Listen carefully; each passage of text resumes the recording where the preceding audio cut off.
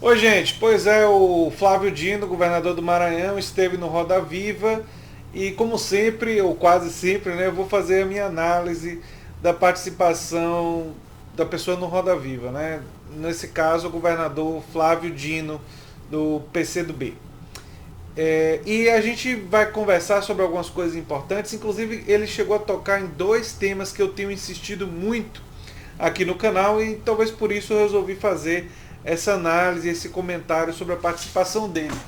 Vale a pena dizer que dessa vez eu vou fazer um comentário, um pouquinho diferente, que normalmente eu faço um comentário assim super detalhado no Roda Viva, eu fazia uma espécie de roteiro, anotações profundas durante o programa. Dessa vez eu resolvi centrar fogo nos aspectos que eu achei mais importantes e fazer uma análise não apenas do que ele falou, mas também do que eu penso. Ou seja, introduzindo também algumas das minhas próprias propostas e perspectivas no meio da análise do que o Flávio Dino falou. Né? Então, uma proposta um pouco diferente. Se você chegou agora, o canal é a Nova Máquina do Tempo, eu sou André Teixeira Jacobina. Aqui a gente fala de política, de ciência e de filosofia. Eu tenho uma sessão de diálogos com grandes especialistas. Recentemente, o professor da Unicamp, Eduardo Fagnani, eu não consigo pronunciar o sobrenome dele direito. Eu também tenho Filosofia Popular às sextas-feiras, falando de filmes, jogos, quadrinhos e muito mais. Inclusive estou com uma proposta, quero a opinião de vocês, de educação transversal, de fazer uns vídeos jogando alguns games e fazendo comentários sobre Revolução Industrial, Marx, Charles Darwin, ou seja, jogos que abordam coisas que são temática do canal, e aí colocar isso no canal e também colocar no meu outro canal, que é mais ligado a games. Eu quero a opinião de vocês sobre isso. Logo no início, Flávio Dino ele foi questionado sobre a questão das eleições do ano que vem, de 2022. Várias vezes ele foi questionado se ele seria candidato à presidência, que ele é pré-candidato pelo PCdoB, e se a esquerda vai se unir ou não vai se unir. E eu acho que a resposta dele, com uma exceção, foi excelente. Qual foi a coisa boa da resposta dele? A coisa boa da resposta dele, que é muito semelhante à minha, é uma resposta que não ataca lideranças do campo mais de centro-esquerda e esquerda. Ou seja, ele nem rechaçou o PT, nem rechaçou Ciro Gomes. Eu sei que parte dos nossos inscritos aqui querem rechaçar o PT, outros querem rechaçar Ciro Gomes, mas o Flávio Dino teve a postura da União. Qual é a postura da União? Reconhecer que o PT cometeu erros. Ele citou um desses erros durante a conversa, quando o PT não fez a reforma tributária progressiva que ele defende. Ele não responsabilizou exclusivamente o PT, mas por dizer que tinha uma questão conjuntural. Mas nas entrelinhas ele mostra que o PT não pesou, não usou da popularidade de Lula naquele momento para fazer isso, então reconhece uma falha nas administrações petistas, por exemplo. E embora ele tenha críticas e divergências com Ciro Gomes, ele fez elogios a Ciro Gomes e tentou colocar Ciro Gomes ainda no nosso campo e trabalhou com a ideia de que Ciro Gomes pode sim ser um candidato. Ele inclusive defendia a candidatura de Ciro Gomes antes das eleições como um quadro importante. Então ele pregou a união e ele demonstrou uma postura conciliatória com Ciro Gomes, com o PT, mantendo as críticas, não é uma postura que pega e joga as críticas para debaixo do pano, faz críticas quando entende que elas são merecidas, mostra divergência e diferença quando é necessário, que é muito semelhante ao que eu faço aqui no canal, mas não colocou partidos e figuras como fora do debate, como inimigos, como adversários intransponíveis. Falou da possibilidade da construção dessa aliança. O que ficou faltando da resposta dele? Em que bases essa aliança deveria acontecer? E aí eu vou dar a minha opinião.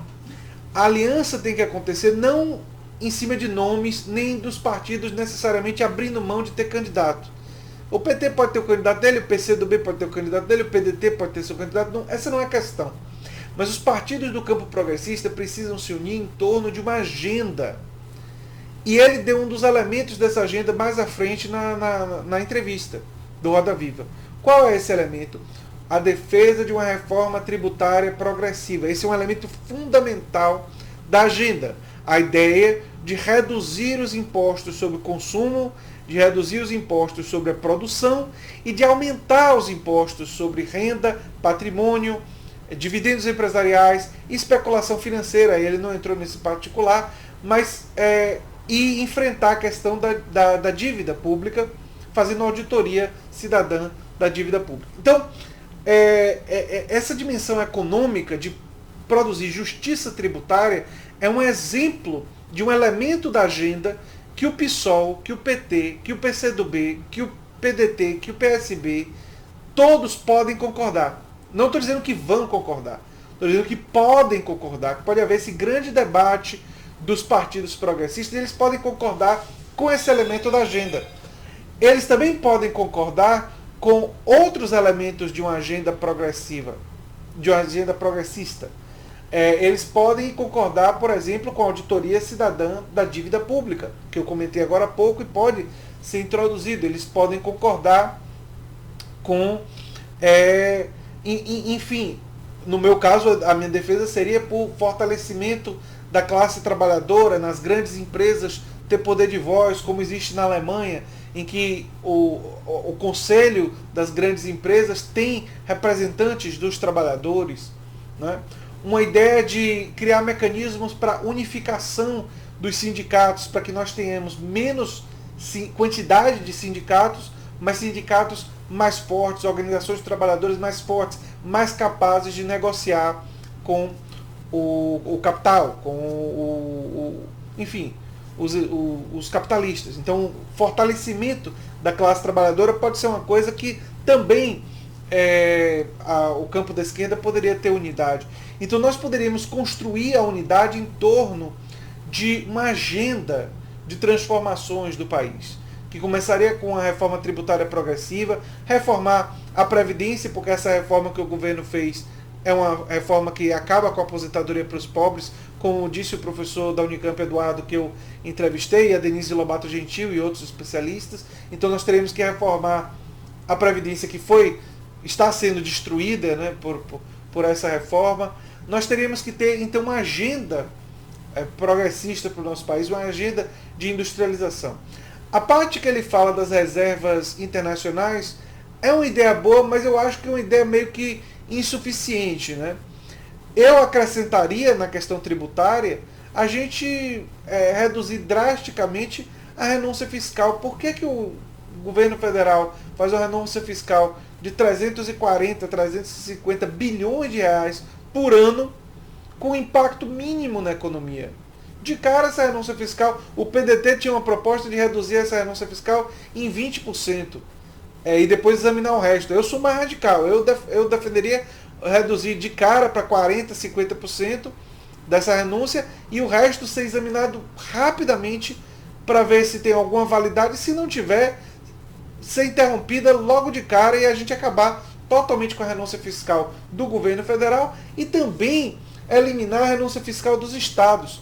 Sobre a chamada guerra fiscal dos estados, eu tenho uma posição que não é uma posição assim tão popular, pouca gente na política que eu conheça fala sobre ela, mas a minha posição é a seguinte: deveria ser ilegal um estado oferecer vantagens financeiras diferentes de outro estado em termos de tributação para atrair grandes empresas. Deveria ser legal. Puro e simples. Por quê? Porque quando você permite que os estados façam isso, você tem a corrida para baixo, a corrida para a lama. Porque aí cada estado fica tentando agradar mais uma grande empresa do que o outro, e o resultado disso é uma queda da arrecadação dos estados. Então, minha posição seria, olha, as regras para a instalação das empresas e a tributação para as empresas que impactam os estados, elas teriam regras que não poderiam ser variáveis em relação aos estados. Entendeu? E os estados teriam que investir numa melhor infraestrutura para atrair a empresa.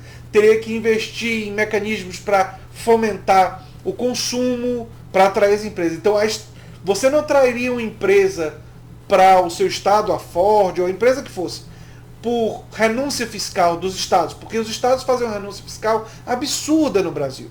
Você atrairia uma empresa, essa é a minha posição, você atrairia uma empresa mostrando uma estrutura melhor do seu estado, com melhores infraestrutura, com melhor atuação de consumo, com mais investimento em ciência e tecnologia, capaz de melhor preencher as vagas dessas empresas, quer dizer, com mais escolas técnicas, com mais pessoal capacitado para poder ocupar funções dentro dessas empresas. Então você estimularia, o incentivo estaria no governador trabalhar pelo aprimoramento do Estado para atrair empresa e não por episódicas facilidades fiscais, enfim, e de impostos, redução de impostos e tal, que, enfim, não é algo que eu concordo, né? O pessoal teve uma vez que me perguntou assim, para explicar o que é renúncia fiscal, é quando o Estado decide não cobrar um imposto que é devido. No caso brasileiro, no governo federal, mais de 340 bilhões de reais todo ano, o Estado brasileiro decide não cobrar.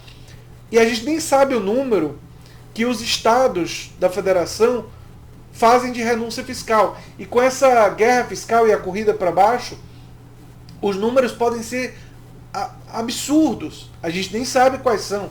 Eu pressuponho que provavelmente vai ser muito dinheiro que é perdido pelo Estado brasileiro e pelos estados da federação, que poderia estar sendo utilizado em escolas técnicas, no setor saúde, enfim, melhorando aí, melhor equipando entes federados e nosso sistema de segurança dos estados, enfim. Um dinheiro que poderia estar sendo muito mais bem empregado, em vez de ser utilizado para fazer renúncia fiscal junto a grandes empresas, né? O outro tema que o Flávio Dino falou muito bem foi sobre a reforma tributária. Ele falou muito bem, ele disse mais ou menos o que eu venho dizendo aqui: reduzir imposto sobre o consumo na produção e aumentar em renda, patrimônio e tudo mais, né? Agora, eu não vejo ninguém da esquerda comentar uma tributação específica sobre o lucro dos bancos.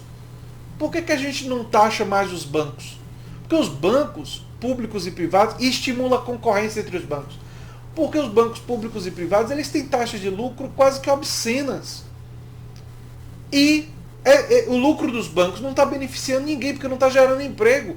Porque os bancos estão passando por um processo de automatização. Então, por que não taxar mais os bancos e reverter esse dinheiro em garantia de direitos sociais e saúde, educação, ou talvez até criar um programa de renda mínima universal através da taxação dos bancos? Eu não vejo por que esse monopólio de banco e banco lucrando do jeito que está, a gente vai simplesmente, banco lucra muito mesmo, taxas de juros abusivas, práticas quase que ilegais, fogem completamente do padrão internacional e vamos deixar porque são os bancos. Pode. Não tem, isso é uma verdadeira uma vergonha. Ele também não comentou, mas transferindo a tributação para renda e para patrimônio envolveria mexer com o tributo sobre a herança, mexer com a série de tributações que existem no Brasil que não são progressivas o suficiente, né? E que permitiria, através da progressividade, aliviar a conta da classe média e da classe trabalhadora e colocar um peso maior sobre as corporações empresariais mais ricas e sobre os indivíduos mais ricos, né? Então ele não entrou tanto nesses detalhes, mas ele também teve que ser mais sintético, porque ele estava pressionado pelo tempo, né? Uma coisa que eu percebi nessa entrevista é que o Flávio Dino é uma pessoa que se expressa muito bem. Ele é uma pessoa que ele expressa uma generosidade com as falas, se expressou, por exemplo, na generosidade tanto com o PT quanto com o Ciro Gomes, e eu particularmente respondo muito bem a esse tipo de postura, não é? E eu acho que ele foi muito bem nessa entrevista, e em entrevistas como essa eu acho que o Flávio Dino ele vai se cacifando realmente, ele vai se estabelecendo como um nome muito, muito importante para a política brasileira. Ele já tinha recebido o destaque nacional por ter sido agredido pelo Bolsonaro, né, o que de certa forma deu a ele uma notoriedade maior naquele episódio dos Paraíbas, e todo mundo lembra daquilo. E eu vejo agora ele passando por um processo de fortalecimento e um processo de se mostrar cada vez mais como uma figura mais forte, não é? Enfim. O que eu tinha para dizer era isso daí. Com certeza tem muitos outros temas que... Ah, sim, o tema das drogas, eu esqueci de falar. Ele fala que não seria pela legalização, mas ele acaba, assim, quase que levemente falando da descriminalização do uso. Eu acho que o exemplo português ele é muito bom. O exemplo português ele vem caminhando para descriminalizar todas as drogas no ponto de uso. Então, tratar o usuário de droga não como um criminoso, mas como uma pessoa que tem um problema de saúde. Acho que esse seria um avanço fundamental. Legalizar drogas pesadas é uma situação complicada, porque algumas dessas drogas matam muito rapidamente. Eu entendo você não querer legalizar. Ao mesmo tempo que eu diria o seguinte, você pode até não legalizar as drogas pesadas. Porque como é que seria a venda disso daí? Complicado. Eu defendo a legalização da maconha. Embora eu não tenha nenhum interesse em utilizar, nem cigarro eu não fumo. Mas eu entendo que todas as drogas devem ser descriminalizadas no ponto do uso, né? E a gente tem que passar por um processo de desencarceramento, né? O Brasil está crescendo muito a população carcerária e os crimes não violentos... Primeiro que consumo de droga não deveria ser crime em lugar nenhum. Todos os presos que foram presos com consumo, eu acho que não deveriam ser presos. Não deveria ser dar ordem de prisão para uma pessoa que consumiu um produto ilegal que está fazendo mal, inclusive muitas vezes, à sua própria saúde. Mas a gente tem que trabalhar com isso fundamentalmente, trabalhar com a ideia de descriminalizar o uso das drogas e também criar um mecanismo de que os crimes não violentos eles tenham penas alternativas, e nisso o Flávio Dino ele falou muito bem e eu concordo integralmente com ele, né? Sobre a Vaza Jato ele se posicionou muito bem também, mostrando a falta de limites que aconteceu entre o Moro e o Deltan. Ele defendeu o afastamento de ambos muito corretamente e de uma forma geral eu acho que ele se comportou muito bem. Eu acrescentaria algumas coisas e tenho algumas divergências pontuais, mas eu particularmente gostei muito da participação do Flávio Dino no Roda Viva e eu acho que entrevistas como essa vão fortalecendo o nome dele para 2022. O problema que ele enfrenta é que parte da população brasileira já foi tão... passou uma lavagem cerebral tão grande com o termo comunista, que ele ser membro do Partido Comunista do Brasil, PCdoB, para essa população é uma coisa não negociável. Então, por mais afável, mais generoso, mais até religioso, porque ele falou sobre o fato dele ser católico, ele se mostrou uma pessoa católica e ao mesmo tempo amplo defensor do Estado laico e de um respeito à diversidade religiosa. Mesmo ele se mostrando de uma forma tão positiva e tão leve, né, ele, para muitos brasileiros, ele seria carta fora do baralho por causa da filiação dele a um partido que tem comunismo no nome, que embora não seja nem de longe mais um partido comunista no seu programa, né? O programa hoje do PCdoB é um programa nacional desenvolvimentista. Aliás, assim o é há muito tempo e em alguns momentos até apoiou o programa do PT, e um programa do PT que tinha traços de ser bem centrista, né? Bem, digamos assim, já inserido em uma perspectiva fundamentalmente capitalista, com o liberalismo social, né? Com a ideia de políticas focalizadas nos mais pobres e tal, que sempre foi uma perspectiva do liberalismo social, que é uma tendência de centro-direita na Europa. Então, embora existam pessoas do PT mais de esquerda, mais de centro-esquerda e até pessoas mais socialistas, quer dizer, o PT é um partido muito grande e muito complexo. Mas enfim, eu tinha esses comentários a fazer sobre a entrevista do Flávio Dino.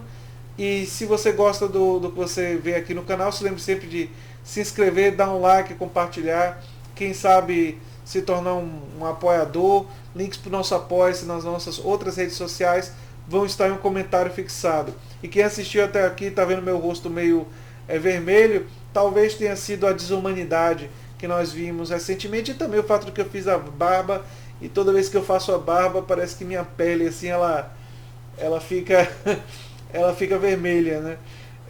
Talvez seja o vermelho do socialismo, do comunismo aqui a mostra, né?